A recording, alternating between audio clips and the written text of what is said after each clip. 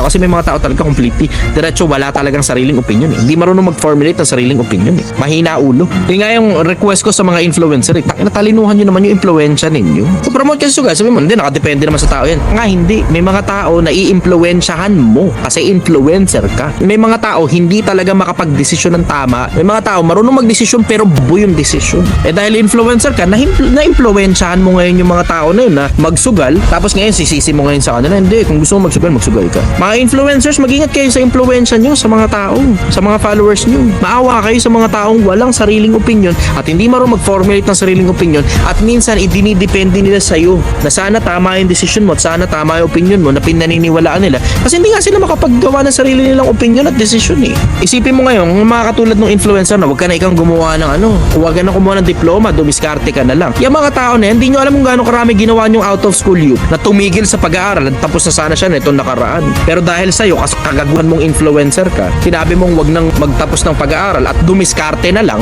ka eh. Tana mo eh, nasa isip mo lang eh. Hindi mo nasa isip yung kapwa-tao mo na situational ang buhay. Hindi lahat ng tao pang negosyo. May mga tao pang empleyado, pabayaan mong lahat ng tao magtapos ng pag-aaral kung kaya. Ngayon, tsaka ngayon siya magdesisyon kung magne-negosyo siya o kung ano man ang trip niya, maging empleyado, bala siya sa buhay niya. Pero wag mong impluwensyahan tumigil sa pag-aaral uli. Ang impluwensyahan niyo, nakakasira kayo ng buhay ng kapwa-tao eh. Merong mga taong dapat nakapagtapos na, hindi nakapagtapos kasi naniwala sa'yo dumiskarte na lang daw. Pero hindi lahat mapapausad mo na sana merong nagkaroon sana ng additional na option yung kapwa-tao mo kung nakapagtapos siya ng pinag-aralan. Alam mo sa akin diretso dapat ang gobyerno magkaroon ng lisensya para sa mga influencer. Kasi alam mo nakakasira ng bansa yung mga gagong influencer eh. Nakakasira ng utak ng mga tao, ng kabataan, pati matatanda minsan nasisira utak sa mga ganyang klase ng putang na siralong influencer. Saan pagaling yung putang ina mong opinion mong ina ka na wag na lang magtapos at dumiskarte na lang. Tapos para bang one size fits all yan sa lahat ng tao, wag na lang kayo mag-aral.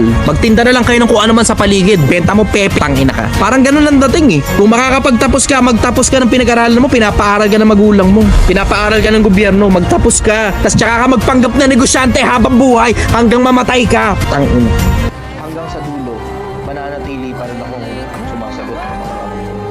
Mananatili akong hindi interesado sa politika. Mananatili akong hindi interesado sa pera.